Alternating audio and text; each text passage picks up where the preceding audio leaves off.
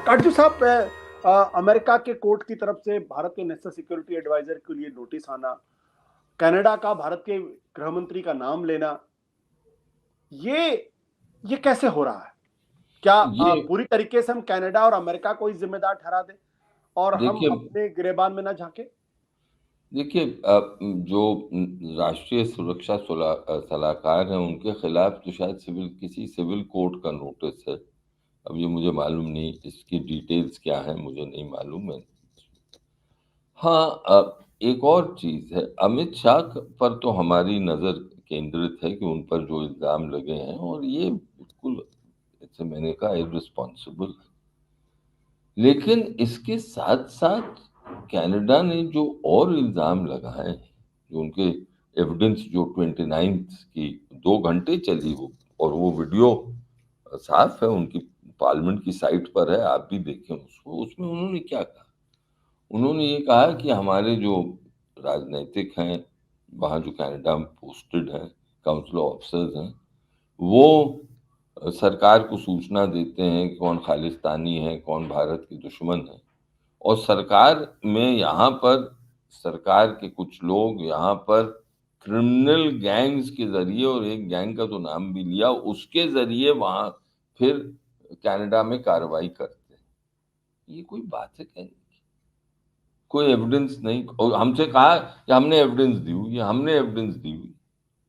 तो मैंने तो एक एक लेख में यहाँ तक लिखा कि हमें फिर उनको देश को बताना चाहिए कि भाई हमसे ये सब बुनियादी चीजें दी हुई, और अगर एविडेंस है तो कोर्ट जाइए और कोर्ट में प्रोसीड करिए। अभी तक नहीं गए। अब कौशिक जी ने सही कहा कि फाइव आईज इनका सपोर्ट कर रहे हैं, और उनमें ये मालूम है सबको कि इंटेलिजेंस शेयरिंग होती है।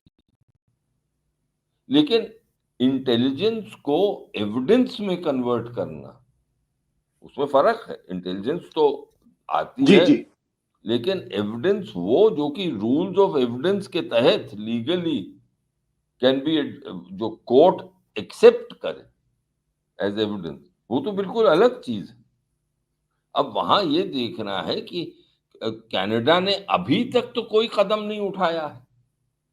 वो 4 हिंदुस्तानी जो उनके हैं, या कोई और केस दायर नहीं किया है जो उन्होंने इल्ज़ाम हम पे लगाया है, उस पर कोई केस दायर नहीं किया। अब आखिरी चीज़, कौशिक साहब ने कहा कि ये अपने साथ हम भारत पे प्रेशर अब डालने की कोशिश है। अब हर देश जानता है कि भारत पर इस तरह का दबाव नहीं डाला जा सकता। अगर भारत का, स्वतंत्र भारत का इतिहास देख लें, तो कभी भी भारत दबाव में नहीं आया। 1971 की का घटनाक्रम देख लें कि तब हम क्या प्रेशर में आए थे? कभी नहीं आए। हाँ, 1-2 बार हमें इशारा किया कि टेस्ट नहीं करिए, बाद में न्यूक्लियर टेस्ट हमने किए। तो कनाडा क्या इतना कम जानता है भारत को? क्या उनके वहाँ कोई एक्सपर्ट नहीं है जो कि उनके राजनैतिक नेताओं को समझा सकें कि इस तरह के कदम भारत के खिलाफ नहीं चलते? दूसरा, फाइव आईज जो कोऑपरेशन होता है, उसमें एक बड़ा विचित्र है, सिचुएशन डेवलप कर रही है। कनाडा उन पर क्या दबाव डाल सकता है? भाई आपस में जब एक्सपर्ट्स बातचीत करते हैं तो वो एक दूसरे से कहते हैं कि ये एविडेंस जो है, ये इंटेलिजेंस जो है, ये कितनी क्रेडिबल, कहाँ से आई, इज इट क्रेडिबल? पहली चीज तो ये होती। मैं तो राजदूत रह चुका हूँ, पूरी जिंदगी बिताई राजनय में। तो जो इंटेलिजेंस कभी कभी आती थी तो पहला सवाल यही पूछता था मैं कि भाई इसमें कितना सच है, ये किस सोच से आई है, ये सब देखिए, इसमें फिर आगे बढ़ेंगे। क्योंकि तरह तरह की अफवाहें आती हैं, खबरें आती हैं। टेस्ट तभी होगा जब कनाडा इस मामले को अदालत में ले जाएगी, और अभी तक तो नहीं ले गई। तो लीक जरूर किया है, गृह मंत्री का नाम लिया है, वो ये मैंने आपसे कहा हमारे इतिहास में तो ऐसा कभी नहीं। और इसीलिए मेरा मानना है कि कदम उठाने का वक्त आ गया है, चाहे थोड़ी बहुत कठिनाई होगी, लेकिन कब तक ये सहा जाएगा?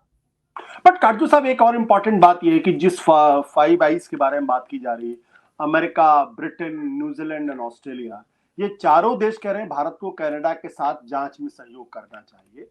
और फिर वो ये भी कहीं ना कहीं इशारा करते हैं कि भाई भारत अमेरिका के साथ तो सहयोग कर रहा है और उनके साथ बाकायदा कोऑपरेट भी कर रहा है, कनाडा के मामले में नहीं कर रहा है। तो देखिए कहीं ना कहीं लगता है कि अमेरिका, ऑस्ट्रेलिया, न्यूजीलैंड और इंग्लैंड ये शायद भारत पर उतना भरोसा नहीं कर रहे हैं, ये कनाडा की बातों को ज्यादा सुन रहे हैं। वो उसमें कोई आश्चर्य की बात नहीं है, लेकिन अमेरिका का जो केस है वो भारत का, और जो कनाडा का जो इल्जाम है उसमें एक बुनियादी फर्क, वो फर्क क्या है उसको भी हमें समझना चाहिए। पिछले साल जून में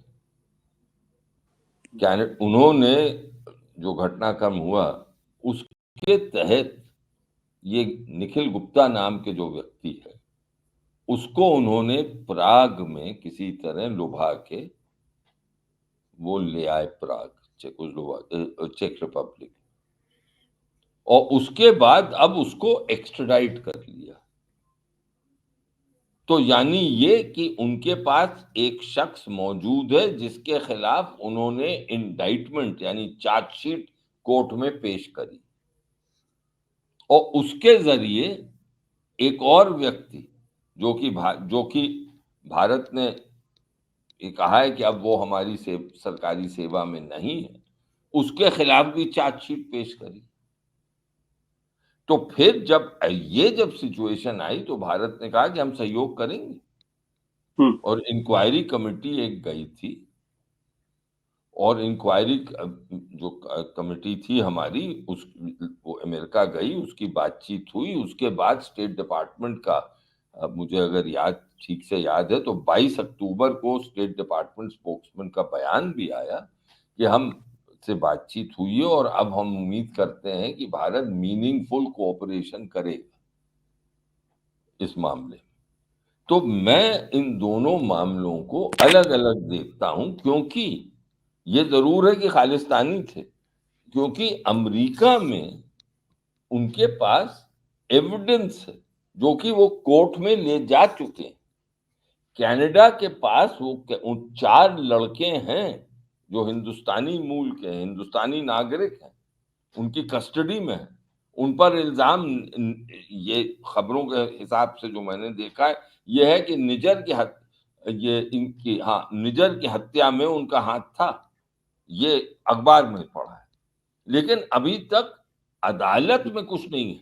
वो अच्छा, अब एक वो दलील पेश करते हैं उनके लोग, वो ये कहते हैं कि क्योंकि ये मामला अदालत में जाएगा, अदालत में है, और इसलिए हम ज्यादा नहीं बोल सकते। तो भाई अदालत ले जाइए, अदालत जब आप ले जाइएगा और फिर वहां पर आप तथ्य पेश करिएगा, तो उसके बाद आप कनाडा की बात में ज्यादा वजन होगा। लेकिन उनका ये कहना अभी तक तो यही कह रहे हैं कि एविडेंस हमारे पास है और हम एविडेंस दे चुके हैं भारत को। हमारा कहना है कि कोई एविडेंस नहीं। ठीक है, नरेश जी, आप बीच में इंटरव्यू करना चाह रहे हैं, प्लीज। मैं एक और फर्क है अमेरिका के मामले में और कनाडा के मामले में। अमेरिका में का जैसा कि विवेक जी ने बताया कि बड़ा क्लियर केस है कि वो कोर्ट में चला गया है, लेकिन इसके अलावा जो कनाडा में जो हुआ है जिस तरह से बहुत ही होस्टाइल तरीके से इस चीज को पेश किया गया है, तो उसमें अमेरिका के कनाडा के प्रधानमंत्री ने संसद में अपनी ये भारत का नाम लेकर इस तरह से जो स्टेटमेंट दिया था, तब से ये रिश्ते बिगड़े हैं पिछले साल भर में। तब उससे पहले था थोड़ा बहुत एक मतलब वो डिप्लोमेटिक चैनल्स पर होता था, लेकिन खुलेआम बात नहीं होती थी। लेकिन ये जो लड़ाई खुले में जो सामने आई है, उससे ये होता है कि भारत को लगता है, हालांकि मैं तो आपकी तरह पत्रकार हूं, विवेक जी ज्यादा इस चीज को राजनयिक होने के नाते ज्यादा एम्बेसडर हैं, वो इसलिए ज्यादा समझते हैं इस चीज को। अब नहीं होता एक जमाने में। नहीं, लेकिन हम तो आपको एम्बेसडर कागजू ही कहते हैं ना। जी, तो जी मतलब आप इस चीज को, हम तो दोनों चीजों को देखकर एक एनालाइज करते हैं, असेस करते हैं, लेकिन आप तो अंदर के रहे हैं उस लिहाज से।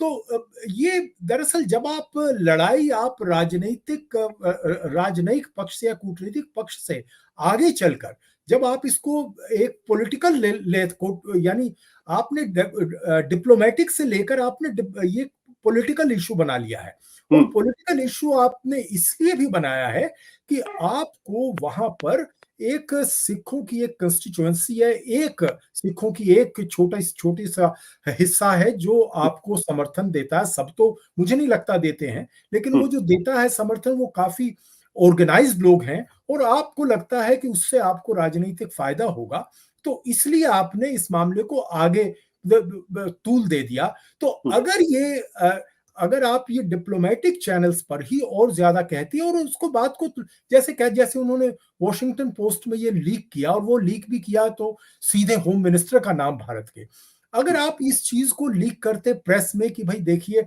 हमें ऐसा लगता है कि भारत सरकार के लोग इसमें जिम्मेदार हैं, बजाय इसके कि आप पार्लियामेंट में कहते, तो फिर मैं समझता हूं कि भारत की तरफ से रिएक्शन इस तरह से नहीं होता।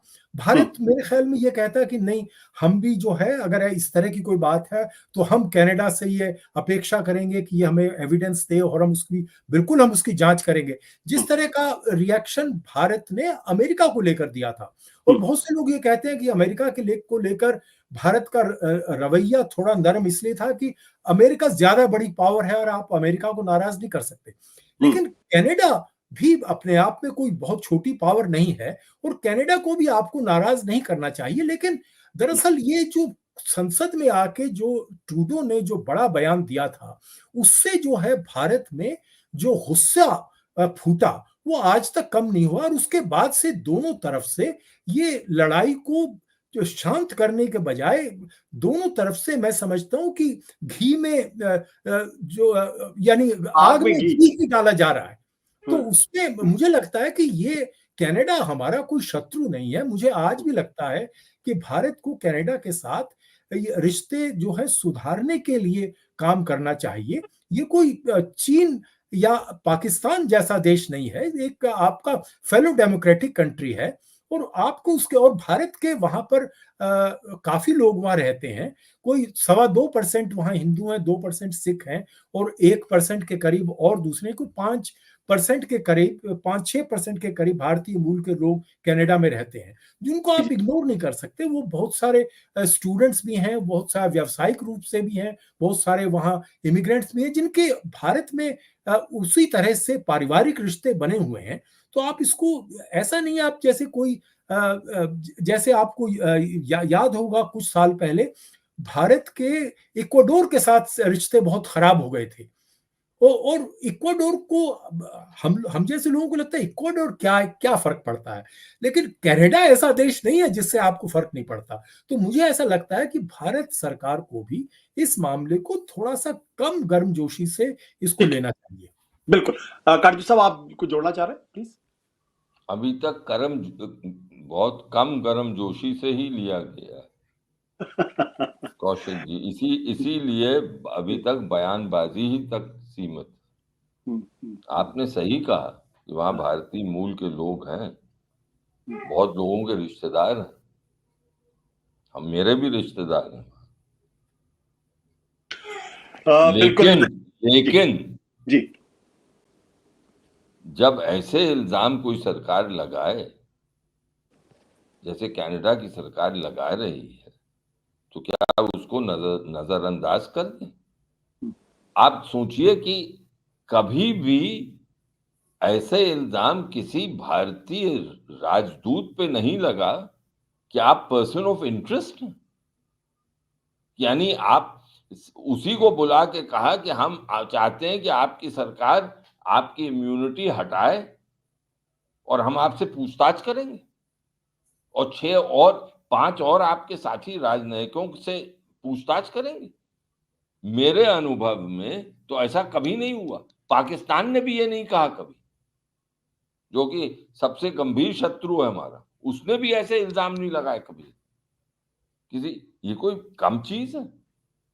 लेकिन अब वो हो चुका है, और मैं इसीलिए मैं बहुत गंभीरता से कह रहा हूं कि एक इज्जत की बात है, एक राष्ट्रीय इज्जत की बात है। कोई छोटी चीज है कि उंगली उठा के कोई कहे गृह मंत्री के बारे में? यहां भारतीय हमारी राजनीति कुछ भी हो, लेकिन भारत के गृह मंत्री के खिलाफ कोई इस तरह की उंगली उठा के कहे और ये कहे कि पूरा षड्यंत्र है कि वहां के हमारे राजदूत जो हैं वो सूचना भेजते हैं और यहाँ पर इस तरह से उसको प्रोसेस होके किया जाता है और आदेश दिए जाते हैं, ये कोई कम चीज है कौशिक की? तो हम इसको अभी तक बहुत ठंडे इसीलिए मैं कह रहा हूं कि अभी तक बयान तक ही हमने सीमित रखा है, और अब मैं बहुत जिम्मेदारी के साथ कह रहा हूं कि बयान तक ही सीमित रहने से काम नहीं चलेगा। लेकिन बयान तक तो सीमित नहीं हुआ है, बहुत सारे जो अरे उनके डिप्लोमेट राजनयिकों को निकाला गया है। अरे राजनयिक हटाना बहुत छोटी चीज होती, मैं राजनयिक रह चुका हूं। मैं भी फीजी में था जब फीजी ने हमारा राजदूतावास बंद किया था और कहा था आप लोग घर जाइए। ये छोटी चीज, क्योंकि अंदर की बात मैं आपको बताऊं, ये बहुत छोटी चीज, ये स्मॉल स्टेप।